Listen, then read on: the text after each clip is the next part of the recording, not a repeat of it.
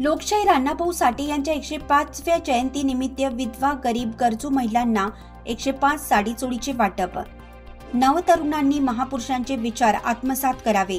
अण्णाभाऊ साठे यांचे नातू सचिन साठे। साहित्य सम्राट लोकशाहीर डॉक्टर अण्णाभाऊ साठे हे जागतिक दर्जाचे मानवतावादी साहित्यिक विचारवंत होते। त्यांनी शोषणाच्या व अन्यायाच्या विरुद्ध लेखणी लावली। या देशातील भांडवलदार अस्ता नष्ट होऊन भारत देशात समतावादी कष्टकरी कामगार आणि शेतकऱ्यांचे राज्य आले पाहिजे। या देशातील शोषण व्यवस्था झाली पाहिजे यासाठी त्यांनी आपली लेखणी झिजवली। अण्णाभाऊ साठे यांनी त्यांचे मूळ गाव कोतेगाव ते मुंबई चालत पायी प्रवास करून त्यांनी समाज सुधारण्यासाठी आपल्या आरोग्याची कुठलीही काळजी न करता समाज सुधारणा केली आहे, असं प्रतिपादन सचिन साठे यांनी केलं। तर ऑल इंडिया पॅन्थर संघटनेचे संस्थापक अध्यक्ष दीपक केदार यांनी महिलांना सक्षम होऊन पुढे येण्याचं आवाहन केलं। तर नवतरुणांनी समाजकार्यामध्ये सक्षम होऊन समाज सुधारणा करावी असं आवाहन करून महिलांना आपल्या मुलांना शिक्षण देण्याचं आवाहनही त्यांनी केलं। तर तालुका वैद्यकीय अधिकारी RS देवणीकर यांनी वैद्यकीय क्षेत्र असूनही अण्णाभाऊ साठे यांचे चरित्र सांगत असताना सबंध सभागृह स्तब्ध होऊन त्यांचे पूर्ण विचार ऐकले। तर माजी ग्रामपंचायत सदस्य तथा ऑल इंडिया पॅन्थर संघटनेचे तालुका उपाध्यक्ष धनराज बनसोडे यांनी प्रास्ताविक भाषणात लोकशाहीर अण्णाभाऊ साठे यांच्या चरित्राचे संपूर्ण वर्णन करून कार्यक्रमाची सुरुवात केली। वलांडी तालुका देवणी येथे साहित्य सम्राट लोकशाहीर अण्णाभाऊ साठे यांची 105वी जयंती मोठ्या उत्साहाने साजरी करण्यात आली। या कार्यक्रमाच्या अध्यक्षस्थानी सरपंच राणीताई भंडारे, आदेवणी तालुका कृषी उत्पन्न बाजार समितीचे माजी सभापती बालाजी बिरादार, प्राध्यापक चिंचोळे, ज्ञानेश्वर सूर्यवंशीसह परिसरातील विविध मान्यवर मंचावर उपस्थित होते। यावेळी 10वी व 12वीतील गुणवंत विद्यार्थ्यांचा सत्कार करण्यात आला। तर सकाळच्या सत्रात सत्यशोधक अण्णाभाऊ साठे यांच्या सभागृहात साहित्यरत्न लोकशाहीर अण्णाभाऊ साठे यांच्या तैलचित्राचे पूजन करून मातंग समाजाच्या ज्येष्ठ नागरिकांच्या हस्ते ध्वजवंदना करण्यात आली। यावेळी अण्णाभाऊ साठे यांच्या जयंती मिरवणुकीत लेझिम पथकाच्या नृत्याने मिरवणूक काढण्यात आली। तर या जाहीर सभेच्या कार्यक्रमाचे सूत्रसंचालन उद्धव गायकवाड यांनी केलं। तर आभार प्रदर्शन सौ राणीताई भंडारे यांनी मांडले।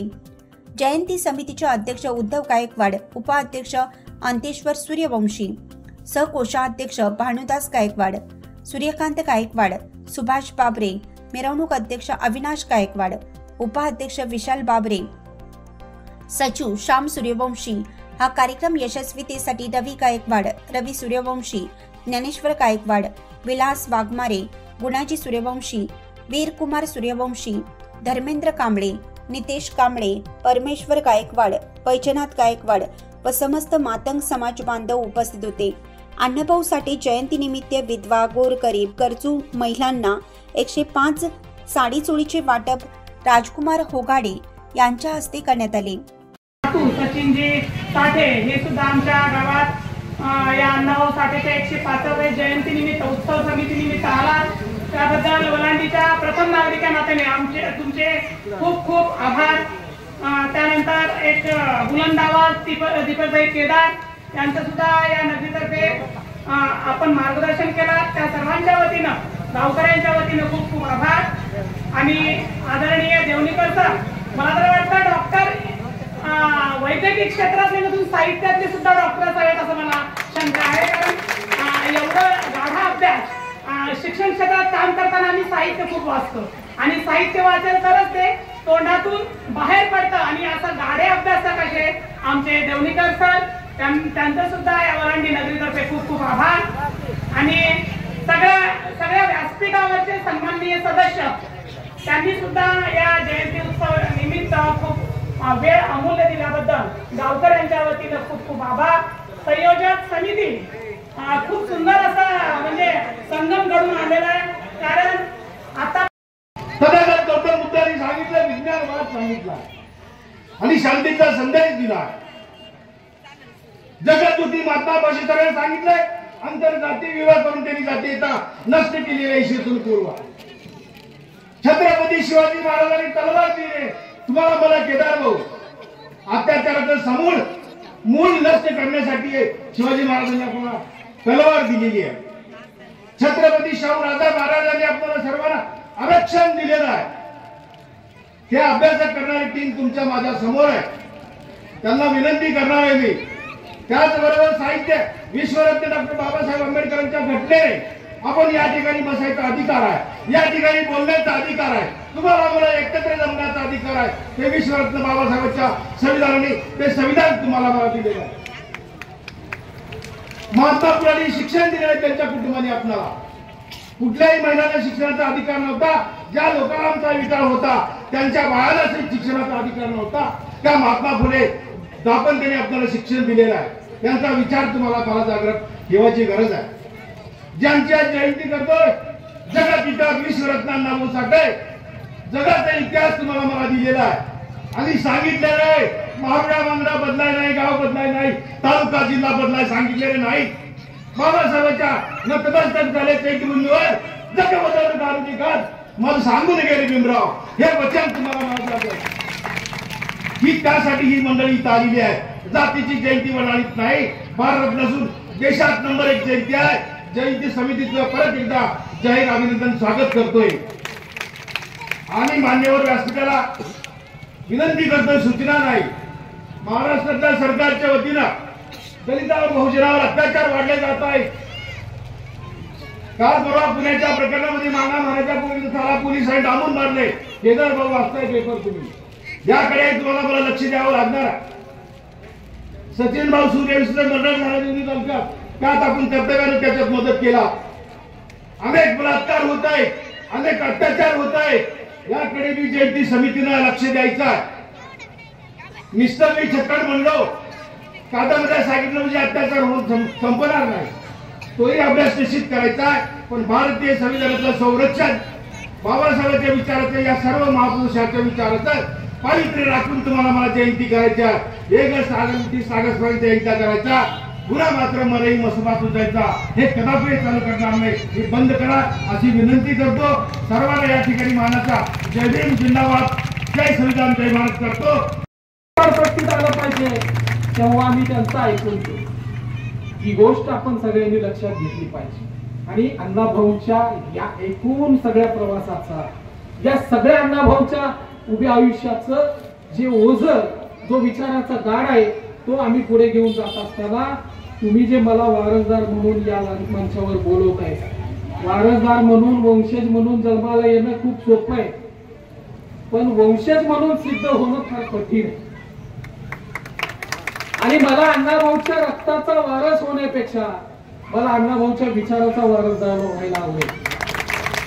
ज्या अण्णाभाऊंना या देशाच्या स्वातंत्र्याची ही संकल्पना मान्य नव्हती. 15 ऑगस्ट 1947 ला हा देश स्वतंत्र झाल्याची घोषणा होते. अण्णाभाऊला प्रश्न पडतो की हे नेमकं स्वातंत्र्य कुणाचं आहे? हे गरिबांचं स्वातंत्र्य आहे का? झोपडपट्टीमध्ये राहणाऱ्या लोकांचं स्वातंत्र्य आहे का? भाजीपाला विकणाऱ्या, साफसफाई करणाऱ्या, घरकाम करणाऱ्या स्त्रियांचं, पुरुषांचं, गरिबाचं हे कुणाचं स्वातंत्र्य नाही. हे श्रीमंत भांडवलदाराचं आहे. आणि म्हणून अण्णाभाऊ मुंबईच्या आझाद मैदानामध्ये जातात. हजारो लोक घेऊन अण्णाभाऊ मुंबईच्या आझाद मैदानात जातात आणि 16 ऑगस्ट 1947 ला मुंबईचं आझाद मैदान घुमतोय. काय म्हणतात अण्णाभाऊ? इस देश के इनकलाब बेहिसाब बेलगाम थे, इस देश में हम दलित गुलामों के भी गुलाम थे, उस आजादी के पथ पर हम भी तो दिलो जान से थे, गोरे अंग्रेज चले गए, काले अंग्रेज अभी बाकी है, ये आजादी झूठी है, देश की जनता मुक्ति. हा जो अण्णाभाऊंचा विचार आहे, हा जो अण्णाभाऊंचा विचार आहे, हा विचार लक्षात घ्या की अण्णाभाऊंनी सांगितलं की गोरे इंग्रज निघून गेले. आता गोरे इंग्रजांचा प्रश्न मिटला, त्यांचा अन्याय आता आपला संपला. पण या देशातल्या काळ्या जातीवादी अंग्रेजांचं काय करायचंय? काळे म्हणजे कोण? मी काळा म्हणजे मी नाही. काळे म्हणजे इथल्या देशातल्या विषमतेला महत्व देणारे, गरीब श्रीमंतांमध्ये भेद मानणारे, गरीबाला गरीबच ठेवणारे आणि माझी श्रीमंती टिकवण्यासाठी गरिबांना वेगवेगळ्या विषयामध्ये भटकवणारे हे जे या देशातले काळे इंग्रज आहेत, हे तुम्हाला आम्हाला सगळ्यांना ओळखायला सांगितले आणि तुम्ही ते ओळखले पाहिजे.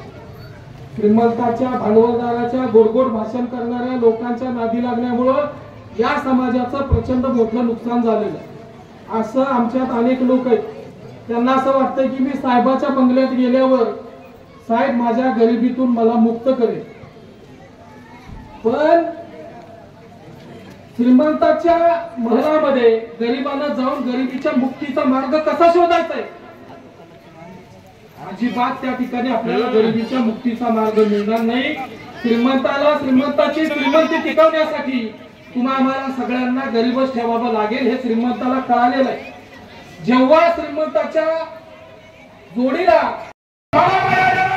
आणि माझं डोकं फुटलं तर तुम्हाला माया येणार आहे.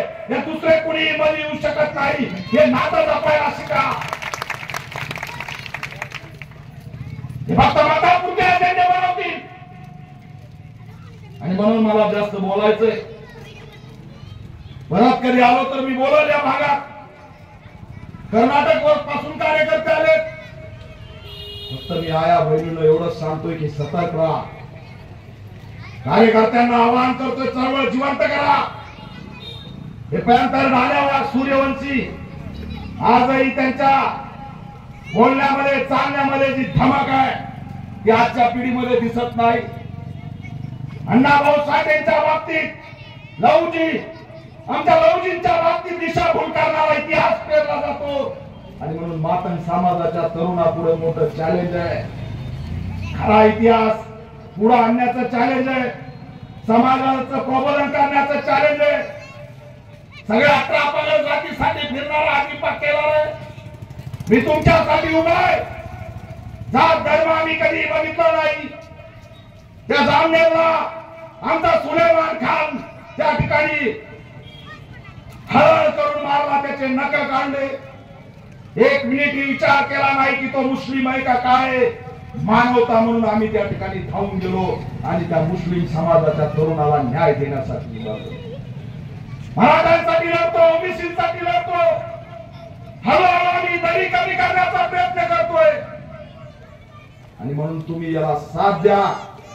त्या जयंत्या साजऱ्या करताना संकल्प करत चला.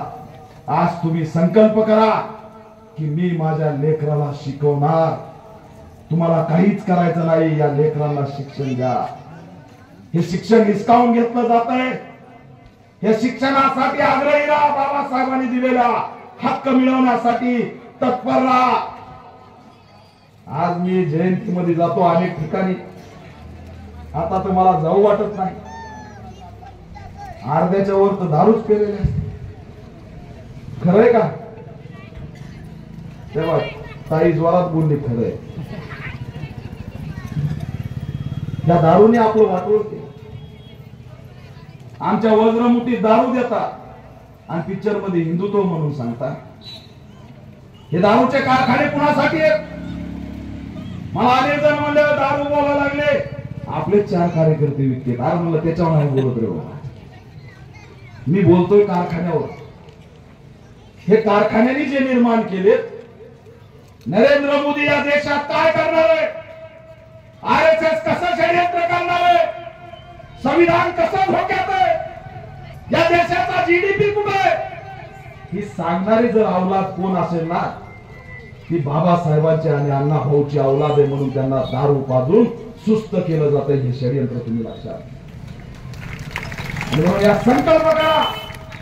2च संकल्प करा, 3च संकल्प करा. मत विकणार नाही. माझ्या लेकराला मी शिकवत राहील. आणि तरुणांनो, मी दारू पिणार नाही.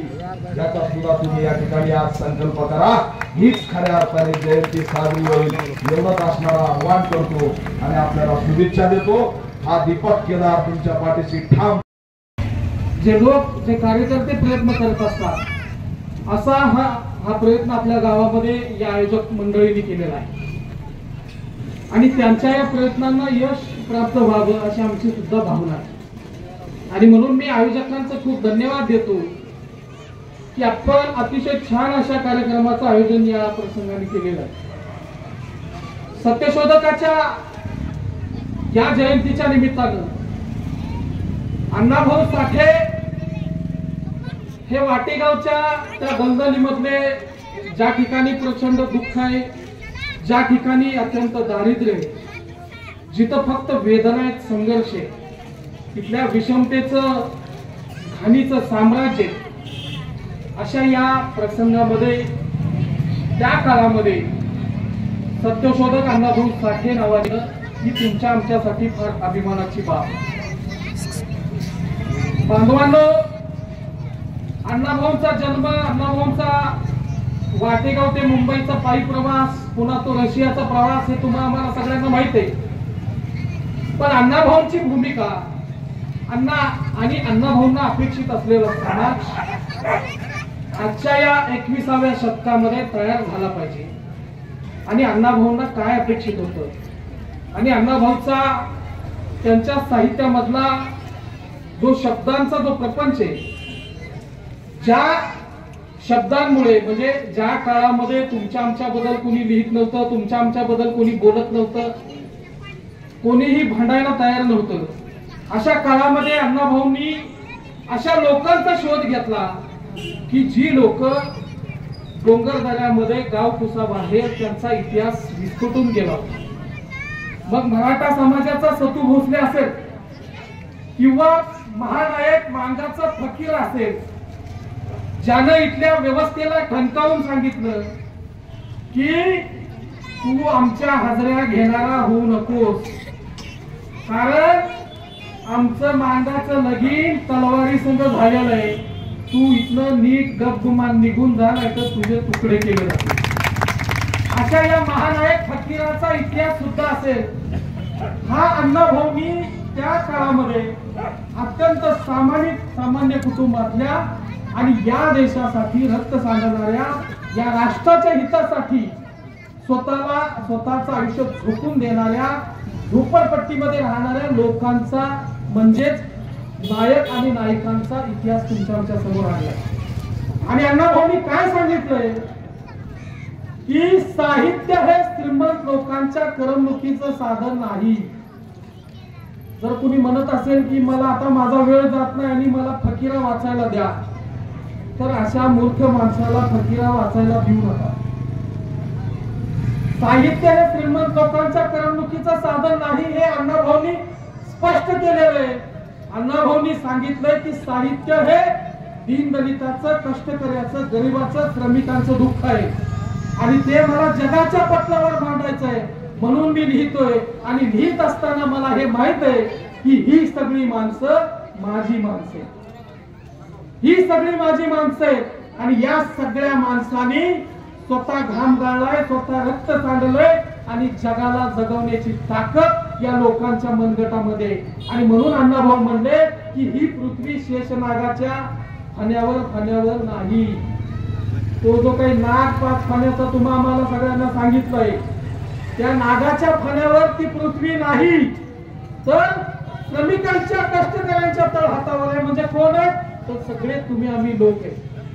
काम करणारे, कष्ट करणारे लोक तुम्ही आम्ही, आणि हे जग सगळं आपल्या हातावर आहे. अशा या सत्यशोधकांना समजून घेत असताना अण्णाभाऊंचा फोटो घरात लावण्याने आणि अण्णाभाऊंची जयंती मोठ्या डीजेच्या त्या रथात मिरवण्याने जयंती होणार आयोजित करण्यात आला. या समितीच्या वतीने जाहीर सभेचं आयोजन या ठिकाणी करण्यात आलं. या जाहीर सभेचे अध्यक्षा सौ आमच्या ओलांडीच्या ताई सौ राणीताई भंडारे, तसेच या साहित्यरत्न लोकशाहीर अण्णाभाऊ साठे यांचे नातू नायक, लोकनायक, ऑल इंडिया पॅन्थर सेनेचे राष्ट्रीय अध्यक्ष तथा मी गेल्या 10 वर्षापासून ज्या संघटनेमध्ये काम करतो त्या संघटनेचे नेते माननीय श्री माझं दैवत, मी ज्यांना समजत होतो ते आमचे दीपकबाई केदार, तसेच या ठिकाणी आवर्जून उपस्थित असलेले डॉक्टर RS देवणीकर, तसेच मी सर्वांचं नाव न घेता थोड्या वेळामध्ये या ठिकाणी बोलण्याची संधी दिल्यामुळं मी सर्वांचं नाव न घेता आदरणीय व्यासपीठ, तसेच येथे जमलेल्या माझ्या सर्व माता भगिनी व मित्रांनो, लोकशाहीर अण्णाभाऊ साठे ज्यांचा जन्म 1 ऑगस्ट 1920 वाटेगाव जिल्हा सांगली या ठिकाणी अत्यंत गरीब कुटुंबामध्ये या ठिकाणी त्यांचा जन्म झाला। त्यांनी या महाराष्ट्रामध्ये संयुक्त महाराष्ट्राची चळवळ त्यांनी उभी केली। कामगाराचा प्रश्न असेल अथवा शोषित कामगाराचा, दीनदलिताचा प्रश्न त्याने मंगोळीच्या संयुक्त लढ्यामध्ये त्याने या ठिकाणी भाग घेतलेला आहे। तसेच आपल्या देशाला स्वातंत्र्य 15 ऑगस्ट 1947 ला आपला देश या ठिकाणी स्वातंत्र्य झाला। हजारो वर्ष या देशामध्ये मुघलांनी राज्य केलं या देशावर। त्यानंतर या देशामध्ये 150 वर्ष या ठिकाणी इंग्रजांनी राज्य केलं आणि त्यानंतर आपला देश 15 ऑगस्ट 1947 ला स्वातंत्र्य झाला आणि या देशामध्ये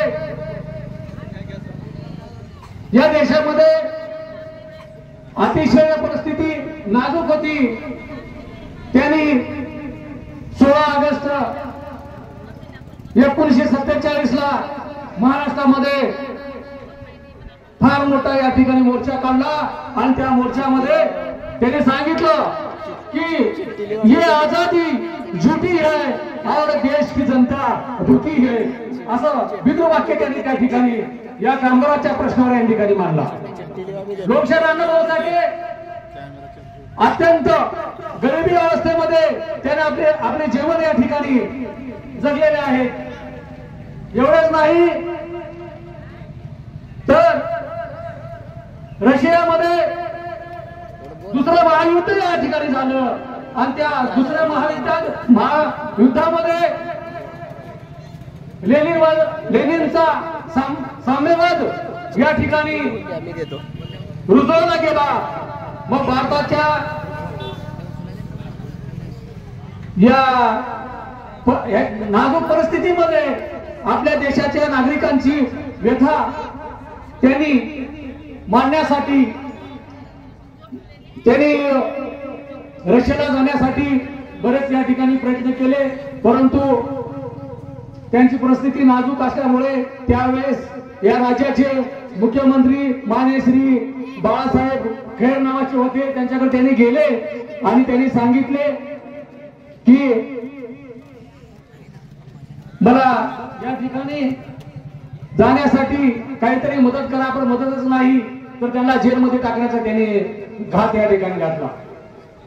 तरी एका कार्यकर्त्याने या ठिकाणी त्यांना मदत केली आणि लोकशाहीर अण्णाभाऊ साठे यांनी रशियामध्ये प्रवास केला आणि त्या रशियामध्ये फकीरा नावाची कादंबरी अगोदरच फेमस झाली होती।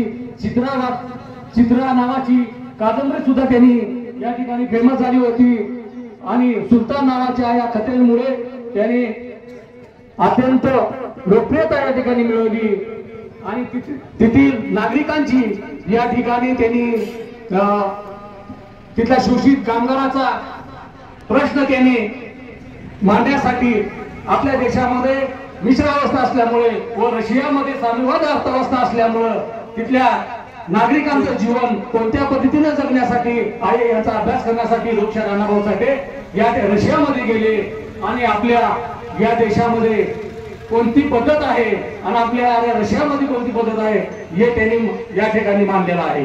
म्हणून मी एवढंच या ठिकाणी होतो, थोडा वेळ मिळाल्यामुळे या निळ्या आकाशातील लाल तारा म्हणजे लोकशाहीर अण्णाभाऊ साठे एवढंच या ठिकाणी मी बोलतो आणि लोकशाहीर अण्णाभाऊ साठे यांच्या जयंतीनिमित्त सर्वांना हार्दिक शुभेच्छा देतो व लोकशाहीर अण्णाभाऊ साठे यांच्या जयंतीनिमित्त सर्वांना त्यांना कोटी कोटी या ठिकाणी नमन करतो आणि या ठिकाणी मला 2 मिनिटाचा वेळ या ठिकाणी दिला। गर्दी असली त्यात आपली माणसं काही गर्दी असली आणि इथं डॉक्टर देवनीकरांची वर्दी असली की विचाराची सर्दी अजिबात होणार नाही याची मला निश्चित खात्री आहे। अरे का असा होता, बोलणारा बोलू लागला, ऐकणारा पेटून उठायचा। आता काळ एवढा बदललाय, बोलणारा कितीही बोल, ऐकणारा ऐकणारे शांतच असतात. म्हणून बोलणाऱ्याला काय बोलावं हे कळत नाही, ऐकणाऱ्याला आपण काय ऐकत कळत नाही, काय काय जणांना आपल्याला कळत नाही, हेच मोठ्याने खोल होतात. इतिहास घडवणारा माणूस कधी इतिहास विसरू शकत नाही आणि इतिहास विसरणारा माणूस सुद्धा इतिहास घडू शकत नाही. हा एक मोठा इतिहास आहे. निरक्षर मातंगाचा इतिहास सुवर्ण अक्षरांनी लिहून ठेवावा असा तेजस्वी ओजस्वी इतिहास याच मातीत घडला तर मात्र त्यापासून बिनकल राहिले. आणि त्या मातीमध्ये मातंग राहतात कसे मी नाही सांगत. मूळस्तंभाने लिहिलं आहे. तुंगभद्रेच्या ठिकाणी निंदमनाचा पराभव करून ऐश्वर्य संपन्न बिलोवी साम्राज्य स्थापन करणारा समाज म्हणजे मातंग समाज. श्रीकृष्णाला विद्या देणारा गुरु सांदीपानीचा समाज हरिविजय ग्रंथामध्ये लिहिला आहे हा मातंग समाज. एवढंच काय तुळजापूरची भवानी मातंगाची आई हरिश्चंद्र व्याख्यानात लिहिलेला आहे. हिंदू म्हणतात ना जे इतिहास आहे ते आहे. एवढंच काय धर्मानंद कोसंबी आपल्या भगवान बुद्ध या ग्रंथामध्ये सांगतात. धर्मानंद कोसंबी आपल्या भगवान बुद्ध या ग्रंथात सांगतात की या देशामध्ये पहिल्यांदा लोकशाही नांदावी असा सिद्धांत ज्या सम्राटांनी मांडला त्या सम्राट प्रसन्नजिताचा समाज म्हणजे मातंग समाज. विठ्ठल रामजी शिंदे भारतीय स्पर्धेच्या प्रश्नामध्ये पान नंबर 13 वर लिहितात या महाराष्ट्राचा पहिला पुत्र हा महार आहे. विठ्ठल रामजी शिंदे भारतीय स्पर्धेच्या प्रश्नामध्ये लिहितात पान नंबर 13 वर या महाराष्ट्राचा पहिला पुत्र महार आहे. नंतर म्हणतात या महाराष्ट्राचा पहिला पुत्र महार आहे. पुढे जाऊन सांगतात या महाराष्ट्राचा पहिला पुत्र महार आहे तर या हिंदू भूमीचा पहिला पुत्र हा मांग आहे. एवढा महान असलेला समाज आज सशाचं काळीज बाळगून कोपऱ्याने का बसला यासाठी कारण आपण त्या समाजामध्ये आपण ज्या चळवळीपासून राहायचो त्यापासून आपण दूर आहे. म्हणून माझी विनंती आहे आपण बाबासाहेब आंबेडकरांच्या चळवळीपासून आपण दूर आहोत. म्हणून माझी विनंती है अरे कैसे कैसे मंजर सामने आने लगे हैं, गाने गाते गाते लोग भी चिल्लाने लगे हैं और उस तालाब का पानी बदल डालो यारो, अच्छे अच्छे कमल के फूल भी मुरझाने लगे. क्या व्यवस्थेने तुमची अवस्था बनवली, त्या व्यवस्थेतून थोडं बाहेर या. जर बाबासाहेब आंबेडकरांच्या चळवळीमध्ये नाही आलं तुमची परिस्थिती एवढी बेकार होईल. परिस्थिती फार भयानक झाली. दुर्गुणाची बांधी मिळाली, चांगला चोरडा पैदा झाली, सत्कर्माची होळी झाली, पतिव्रता व्यक्त झाली, गावरांची जलसी झाली, गो हत्या नाही थांबली, भ्रूण हत्या सुरू केली, कोणी नाही कुणाचा वाली. आपण सुद्धा आपली गल्ली म्हणून तुम्ही जयंती केली आणि आम्ही सर्वांनी उपस्थिती लावली. केदार भाऊला पहिल्यांदा हसताना पाहिलं. माणूस हसताना फार चांगला दिसतो. म्हणून साहेब तुम्ही हमेशा तुम्हाला हसताना कधीच नाही पाहिलं. बरेच व्हिडिओ फेसबुक पाहिले हसताना नाही पाहिलं कधी. पहिल्यांदा हसताना पाहिलं.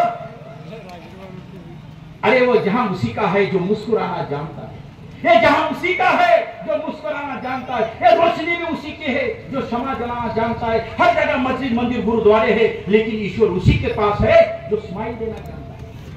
क्या स्माइल दे, बहुत बढ़िया.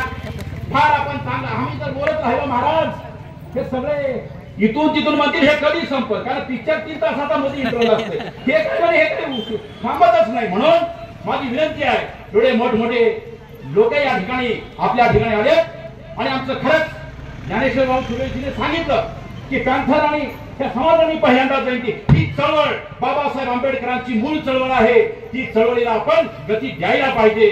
जोपर्यंत आपण गती देत नाही तोपर्यंत समाजाची क्रांती होणार नाही. म्हणून आपण सर्वजण समाज कार्याला लागा. जरा उगा काहीतरी आपण समाजकार्य काय समाजकार्य नाही काय.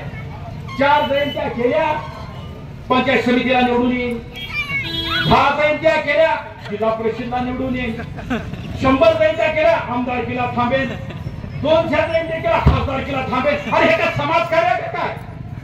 हे तुमचा स्वार्थ आहे. समाजामध्ये असं काम करायला पाहिजे की समाज तुम्हाला मानला पाहिजे. म्हणून हा स्वार्थ बाजूला सोडून समाज निस्वार्थ भावनेने समाजाची सेवा करा. आणि जे संयोजक मंडळी तुमचं मी आभार व्यक्त करतो की प्याड घेऊन उठणारे तरी पण आपलं कसं असतंय हे लग्नामध्ये जरा करायचंच असते.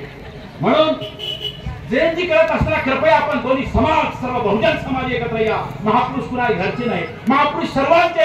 सर्वांनी त्या महापुरुषांचा आदर घ्यायला पाहिजे. म्हणून आपण सर्वांनी आदर घ्या.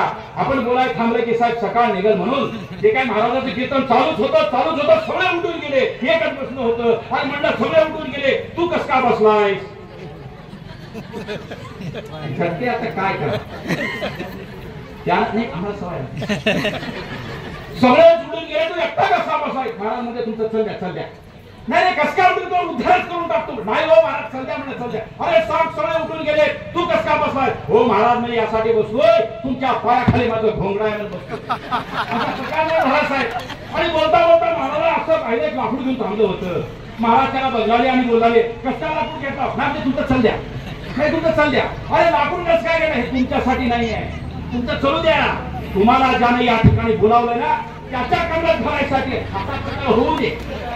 म्हणून माय मावळे या ठिकाणी हे दोन बंधू आमचे या ठिकाणी आलेले आणि माय मावळे एवढ्या ठिकाणी स्त्रीची ताकद फार मोठी आहे. स्त्री क्षणाची पती अंकाची माता, स्त्री सुंदरतेचं कोमलतेचं पवित्र मंडळाचं प्रतीक आहे, तर संस्कृतीचं रक्षक आहे. याचं नारेची पूजेचे नमनचे तत्व देवता. ज्या ठिकाणी स्त्रीचा सन्मान होतो त्या ठिकाणी परमेश्वर नांदतो. आणि या ठिकाणी जयंतीच्या निमित्तानं ज्या भगिनीचा आम्ही सत्कार केला, खरखरच या समाजामध्ये प्रगती होईल असा मी माझा विश्वास आहे. आणि समज या भविष्यामध्ये मला कुठं कुठं क्रांती कमी दिसते. आता ज्ञानेश्वर भाऊ सूर्यवंशी नंतर दुसरा सूर्यवंशी दिसत नाही. काय झालं सूर्यवंशी गेले काय चंद्रवंशी होऊन? आता हे कार्यकर्ते साहेब गेले. आता मी 9,500च्या वर व्याख्यान दिले. आम्ही काय तर 500 लोक घडीला भाषण करायला. दुसरे माणसं गेले कुठं समाजात? म्हणून महिलांना विनंती आहे, ठीक आहे जाणे दो, यापुढे तुम्ही क्रांती हातात घ्या. तुम्ही तयार व्हा समाज परिवर्तनासाठी. या समाजात एक मिनिटात बदल होऊन जाईल. कारण तुमच्यात एवढा दम आहे, वो शेर है तो तुम शेरेवाली है. म्हणून तुम्ही क्रांती हातात घ्या, समाजाचं परिवर्तन कराय. महिलांनी पुढे या, एवढंच बोलतो. आणि बोलण्यामध्ये काही चुकलं असेल तुमचा मित्र, तुमचा पुत्र, तुमचा बंधू, तुमचा सखा, तुमचा मित्र समजून माफ करावे. जय भीम, जय लहुजी, जय अण्णा. विस्तार न्यूजसाठी संपादक अजित सौदागर. चालू घडामोडी पाहण्यासाठी विस्तार न्यूज पाहत राहा. विस्तार न्यूजला सबस्क्राईब करा. धन्यवाद.